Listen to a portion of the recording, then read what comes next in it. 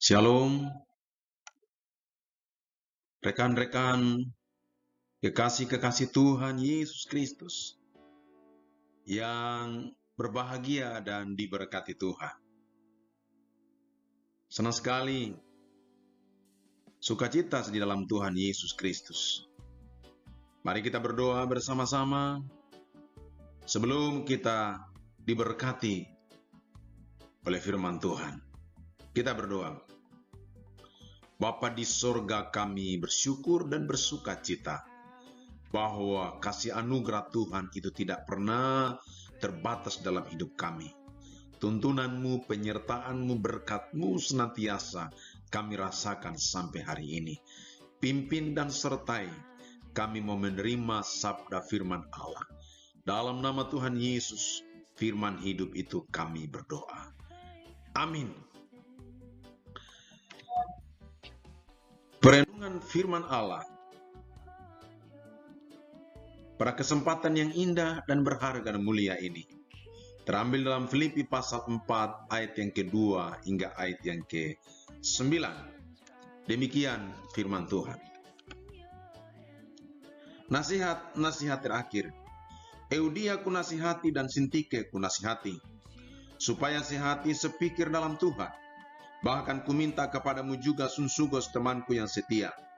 Tolonglah mereka, karena mereka telah berjuang dengan aku dalam pekabaran Injil bersama-sama dengan Klemes dan kawan-kawanku sekerja yang lain, yang nama-namanya tercantum dalam kitab kehidupan. Bersukacitalah senantiasa dalam Tuhan. Sekali lagi kukatakan, bersukacitalah. Hendaklah kebaikan hatimu diketahui semua orang. Tuhan sudah dekat. Janganlah hendaknya kamu khawatir tentang apapun juga, tetapi nyatakanlah dalam segala hal keinginanmu kepada Allah, dalam doa dan permohonan dengan ucapan syukur. Damai sejahtera Allah, yang melampaui segala akal, akan memelihara hati dan pikiranmu dalam Kristus Yesus.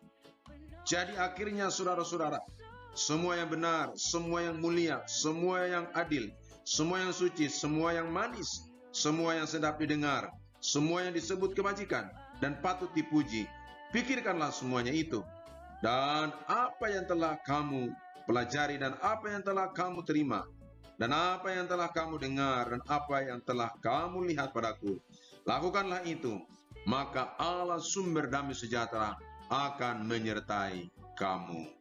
Demikian jauh pembacaan firman Allah bagi kita sekalian di malam hari ini. Tuhan Yesus memberkati. Tema perenungan firman Tuhan yaitu respon sikap hati seorang hamba Tuhan saat beda pendapat atau pandangan dalam pelayanan di antara rekan sekerja. Perbedaan pendapat atau pandangan dalam pelayanan organisasi, baik itu di majelis jemaat, baik itu di majelis daerah, baik itu di majelis wilayah, baik itu di tingkat sinode, bahkan lain sebagainya, bahkan dalam keluarga, merupakan hal yang lazim terjadi di antara kita dan di dalam pelayanan. Bahkan perbedaan persoalan ini, pandangan kita yang berbeda, sering membuat gap di antara satu sama yang lain. Dan itu merupakan hal yang membawa seseorang tidak bisa damai sejahtera, bahkan tidak damai sejahtera, dalam hati dan pikirannya.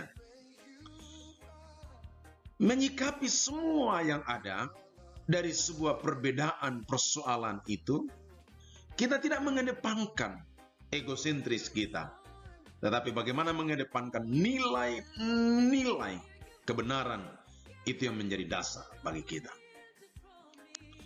Sebuah pertanyaan bagi kita untuk menjadi perenungan bagi kita.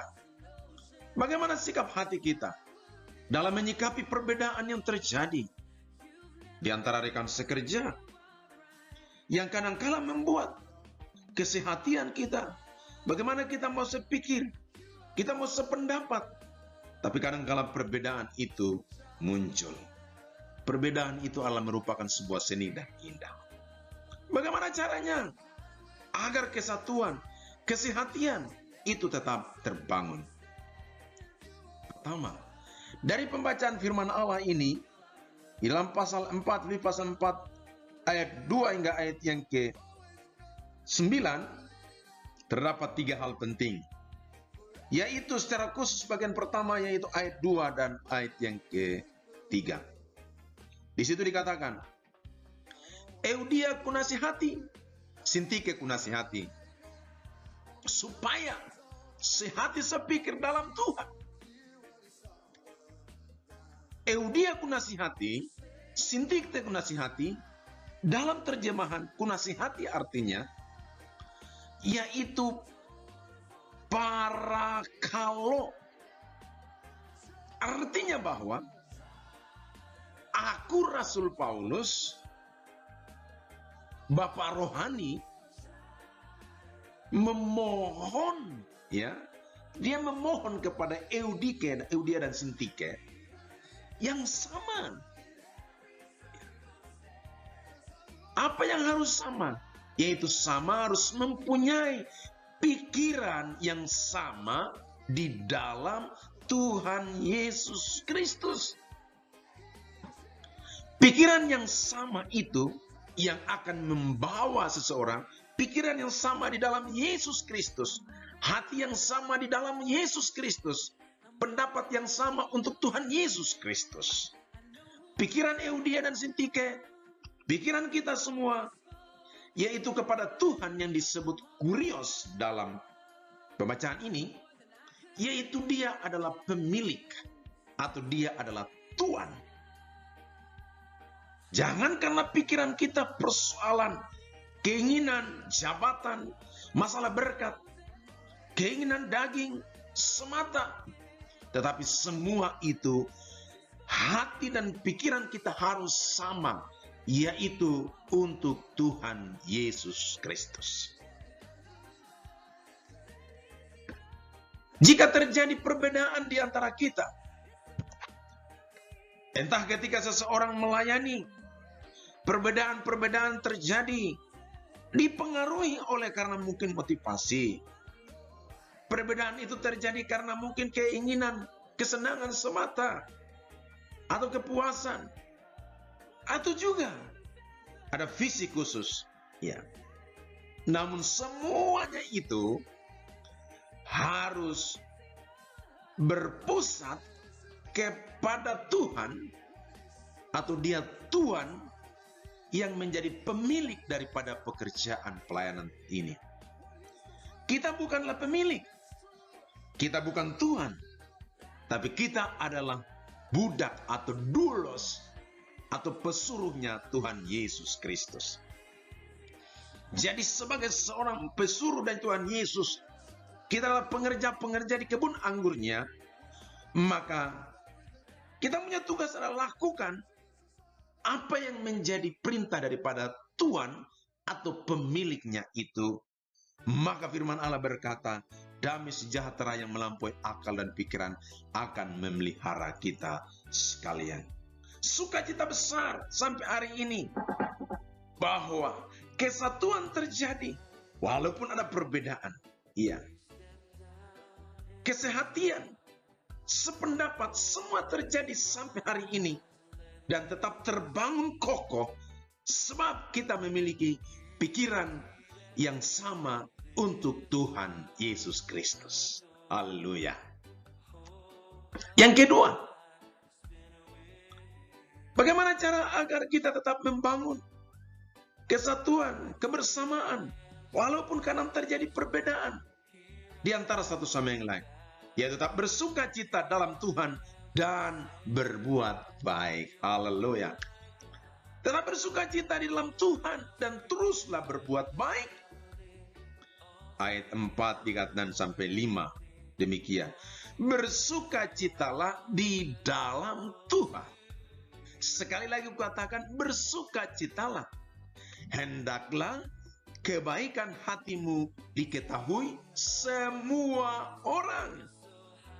Bukan hanya untuk diri kita sendiri, tapi semua orang harus mengalami kebaikan-kebaikan itu.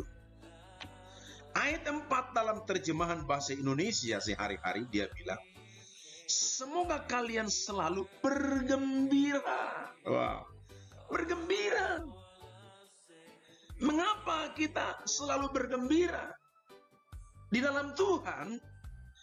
Karena kalian sudah hidup bersatu dengan Tuhan. Ya. Kegembiraan seseorang itu karena telah hati dan pikiran kita menyatu dengan Tuhan Yesus. Itu yang membuat seseorang bergembira. Ayat yang kelima, dalam terjemahannya itu dikatakan bahwa hendaklah kebaikan hati itu lebih disoroti adalah sikap kita yang ramah. Hendaklah diketahui semua orang. Sikap yang ramah. Ayat 5 dalam terjemahan bahasa Indonesia sehari-hari, hendaklah semua orang dapat melihat sikapmu yang baik hati. Ya. Sikap itu berhubungan dengan bagaimana tingkah laku kita, etika, sopan santun, tutur kata kita yang baik, bagaimana kita bersikap di depan orang, bagaimana kita melakukan segala sesuatu di depan orang.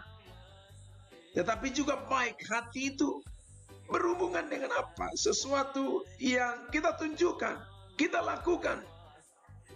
Dan orang lihat dari kita, menunjukkan bahwa orang itu telah menyatu dengan Tuhan. Jadi Bapak Ibu sekalian, apa yang nyata dan terlihat pada tampilan di luar, yang dilihat dan dirasakan orang lain, itulah hati seseorang. Sebab hati adalah pancaran kehidupan manusia. Amsal pasal 4 ayat 23. Jagalah hatimu dari segala kewaspadaan, karena dari situlah terpancar kehidupan. Puji Tuhan. Kita bersuka cita. Bapak Ibu, kita bergembira sampai hari ini. Walaupun ada berbagai macam pergumulan. Tetapi sukacita Tuhan itu selalu ada. Dan kita tetap berbuat baik, berbuah bagi kemuliaan Tuhan sampai hari ini. Bukan kita yang hebat, tapi karena kita telah menyatu dengan Tuhan Yesus Kristus. Tuhan Sang mempunyai pekerjaan itu, sehingga sukacita itu terus dinyatakan di dalam hati kita. Walaupun dalam pekerjaan pelayanan begitu banyak tantangan dan pergumulan, tapi tidak pernah menggeserkan sukacita di dalam hati, karena kita telah menyatu dengan Tuhan Yesus Kristus. Haleluya. Yang ketiga dan yang terakhir, bagaimana sikap hati kita dalam menyikapi setiap persoalan-persoalan yang ada, yang membuat kadangkala hati kita tidak damai, hati kita tidak tenang. Wow, ayat 6 sampai ayat yang ke-9 itu dikatakan, janganlah hendaklah kamu khawatir tentang apapun juga. Jika persoalan itu datang, hati seseorang sudah mulai khawatir. Tetapi nyatakanlah dalam segala hal keinginanmu kepada Allah dalam doa dan permohonan dengan ucapan syukur. Damai sejahtera Allah yang melampaui segala akal akan memelihara hati dan pikiranmu dalam Kristus Yesus. Jadi akhirnya saudara-saudara, semua yang benar, semua yang mulia, semua yang adil, semua yang suci, semua yang manis, semua yang sedap didengar, semua yang disebut kebajikan dan patut dipuji, pikirkanlah semuanya itu. Dan apa yang telah kamu pelajari, dan apa yang telah kamu terima, dan apa yang telah kamu dengar, dan apa yang telah kamu lihat padaku, lakukanlah itu, maka Allah sumber damai sejahtera akan menyertai kamu. Yang ketiga adalah bagaimana kita dapat mengisi hati pikiran kita walaupun di tengah-tengah perbedaan, pergumulan dan tantangan. Tetap mengisi hati kita dengan hal-hal yang bernilai, hal-hal yang positif, yang patut dipuji. Wow, luar biasa. Seseorang yang mengisi hati dan pikirannya dengan hal-hal yang bernilai patut, hal-hal yang bernilai positif, yang patut dipuji, maka di dalam segala hal yang dia alami dalam hidupnya, dia selalu berpikir bagaimana dia membawa kepada Tuhan. Seseorang yang selalu membawa kepada Tuhan dan mengisi hatinya bernilai-nilai positif dan mulia karena dia telah menyatu dengan Tuhan, sehingga dia membawa semua itu kepada Tuhan di dalam doa. Puji Tuhan. Dia berseru dan serahkan semua kepada Tuhan. Yang selanjutnya adalah bagaimana dia mengisi hati semua dengan hal-hal yang terpuji dan mulia, yaitu dia bawa semua itu di dalam doa dengan penuh terima kasih dan syukur kepada Tuhan, mempunyai segala-galanya, yang selalu dengan kekuatan yang hebat dan luar biasa, menjaga dan memelihara di tengah-tengah pergumulan dan persoalan. Bahkan dikatakan, selalu harus ingat, seseorang yang mengisi hatinya dengan hal-hal yang bernilai yang patut dan positif, dia selalu berhikmat dan bijaksana.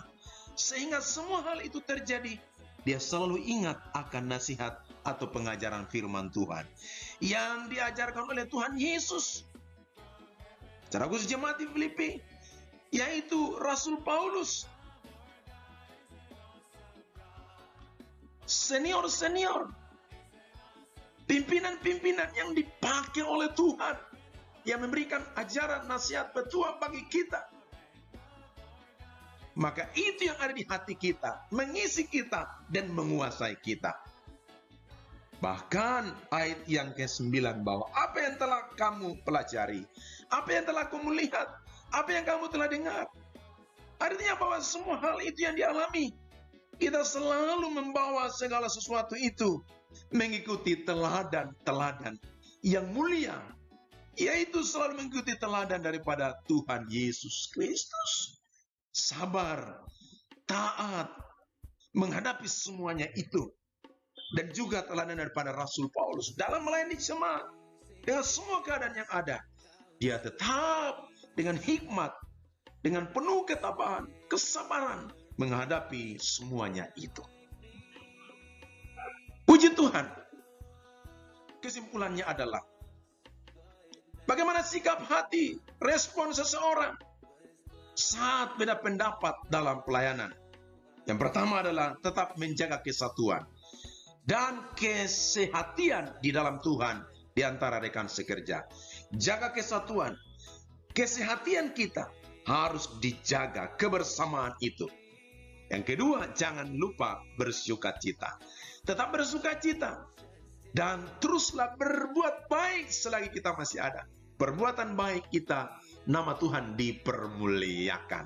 Melalui organisasi, melalui pelayanan di mana kita berada, Yesus ditinggikan, Yesus dimuliakan. Dan yang ketiga adalah, tetaplah mengisi hati kita. Isi hati kita dengan hal-hal yang bernilai, hal-hal yang positif, yang patut dipuji. Segala pujian, hormat, kemuliaan hanya bagi nama Tuhan Yesus Kristus. Mari kita berdoa. Bapa di sorga, terima kasih waktu pemberitaan firman Allah. Tuhan memberkati kami sekalian. Dalam nama Yesus kami berdoa. Haleluya. Amin.